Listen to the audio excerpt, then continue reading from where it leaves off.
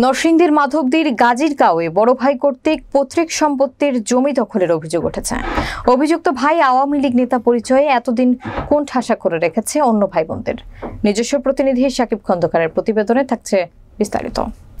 নরসিংদী সদর উপজেলাধীন মহিষাসুরা ইউনিয়নের গাজীরগাঁওয়ের বাসিন্দা মৃত শমসের আলীর মোট 5 ছেলে 6 মেয়ে সন্তান রেখে গিয়েছেন।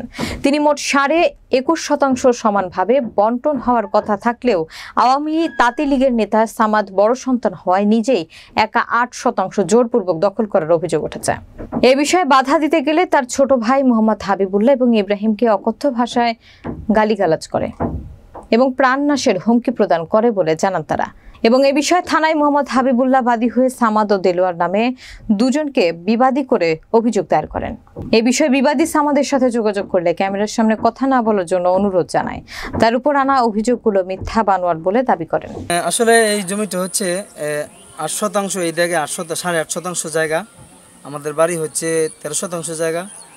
তো আমার বড় ভাই বিভিন্ন সময় যখন আমরা বসেছিলাম ঘরোয়াভাবে জিনিসটা ফয়সালা করার জন্য, তো আমরা প্রত্যেকেই যাচ্ছিলাম প্রত্যেকের পৈতৃক সম্পত্তি প্রত্যেকেই নিবে, কিন্তু আমার ভাই চাচ্ছে